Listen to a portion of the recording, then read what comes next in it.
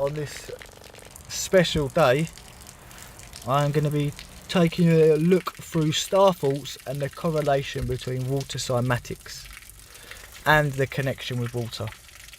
Here you can see this is a hose connected to a speaker, and when this man turns the vibration up, the frequency, the water changes its course, and obviously particles take different formations. So here we can see triangles in these water particles. This is water cymatics I'm looking at now, and you can see triangles here as well. Also, you can see multiple geometric shapes inside. Now I'm showing you, in each one of these I'm showing you two separate stars in each one of these patterns. And these stars are made up of triangles, hexagons. And there you go, there it is.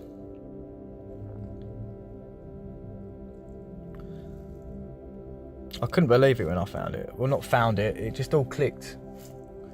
I was just looking at these and I thought, Jesus, Madonna. Now look at this one. See that one in the middle that was intensed? It was triangles and stars. See, I'm wondering if each Starfort was a different frequency and it did a different thing. Maybe it did different water lines. Maybe it did different things to water. Maybe you felt different when you was there. Maybe some were for healing, some were for getting you in a mental healthy state, or I'm just guessing. So triangles, lines and stars now.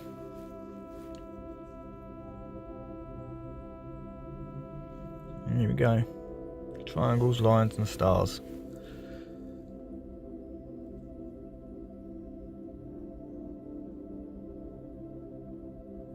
So you've got a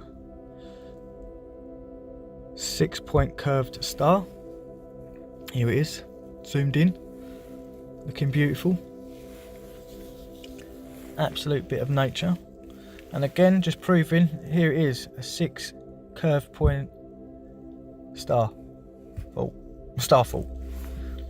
So basically, Starforts are just geometric patterns, vibrational frequency patterns, or water frequency patterns, whatever way you want to look at it. And it's just incredible that whoever designed these buildings or these structures and shaped the land and redirected the canals and rivers to go to these places is absolutely incredible. To do that now, they'd make a documentary on something like that. That'd be on mega structures or something. They'd make a documentary on it. It's absolutely incredible. So these Starforts must have been like pumping stations or generators, because the way I'm looking at it now, and as I'm looking at the Earth grid, I'm looking at these canals and these waterways as electrical grids, but as in water. So you can see there's a correlation in nature between these frequencies and in flowers, and also in food.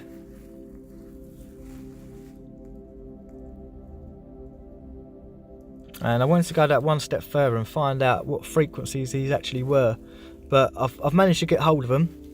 And you can go in and have a look yourself. I know like some I think like 4, 3, 2 and 6. I can't remember them. Like every single frequency is a different meaning and it has a different outcome. So feel free, they're all there, the frequencies, and these are pretty much Starfort shapes as well. So this must be the frequency of that Starfort. Why else would you build that geometric pattern like this? Right, come on. I digress.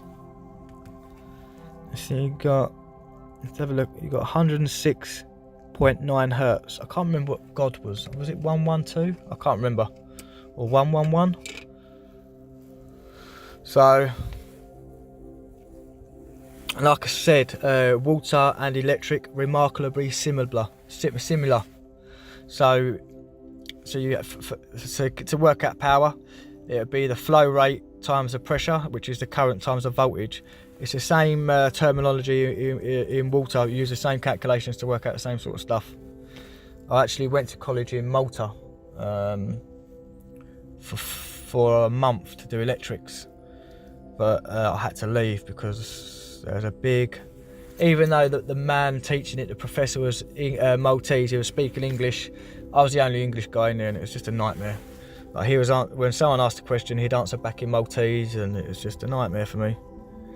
And apparently I was the only ever English man to go and do it, to start an electrical course there.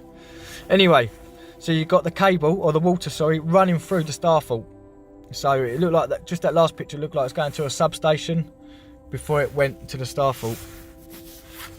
And even if these fortifications, or these Starforts, or these, whatever these were, didn't have water around them, they had aqueducts to take water there. And now I know this is true because when I was urban exploring, see the way arrows now, that's an aqueduct. When I was urban exploring in Malta, this is what that arrow was. And now this is a fountain. This fountain's 500 years old, by the way. So I was urban exploring, and I was in an abandoned subway in Malta. And I thought it was a subway anyway. And when I uploaded the video, this is it now.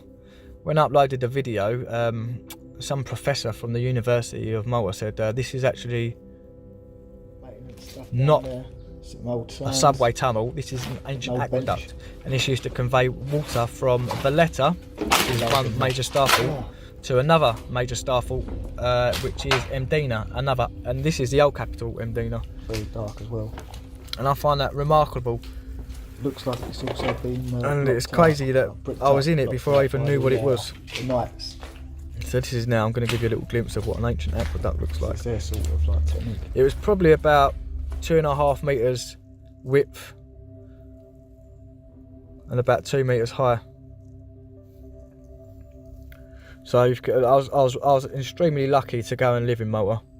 You can have a look at where I lived. I'll show you. It'll be on the map in a minute. I'll pinpoint it for you, and then I'll show you the road I was living down. But I was living right amongst it, I tell you. And I've spent so much time in these fortifications and underground in Malta that I should have a degree in it. But half of the stuff I've been to, I can't even put on YouTube because I weren't allowed in there. And I'll tell you, I've got some stories, some proper stories to tell you. Well, I can't tell you. Where it is now, that's where I used to live. See that block there? And that's where the aqueduct was. So that's when I went into the aqueduct, which I thought was an abandoned train station.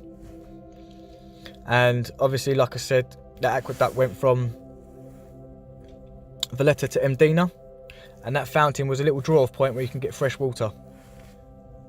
And this is actually my road. So you can see it's completely, it's really old, extremely old place, Malta.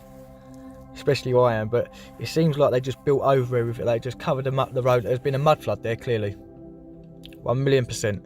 Because you just look down, you've got another couple of stories, and every single house in my old hometown of Floriana had this outside.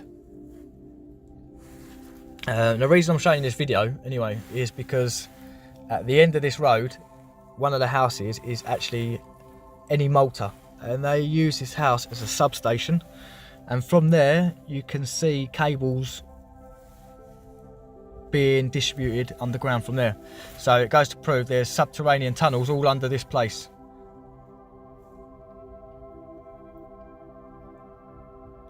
Here we go. So I'll nick this video off one of my old videos, so I'm going to get a little thumbnail thing come up in a minute, but just ignore that. But if we have a look down, you can see the cables running, and it don't, I can't wait to go back to Malta.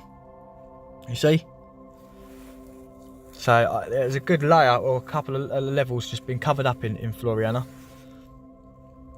Here you have a little substation outside, and then you have the main Starfort. So, and they're always dead straight lines, some of them going to these Starforts, dead straight lines, some of them going on for like 50 kilometres. So, Al Baran, this is the oldest star fortification I could find, and it was 4,500 years old. And they say it's 4,500 years old.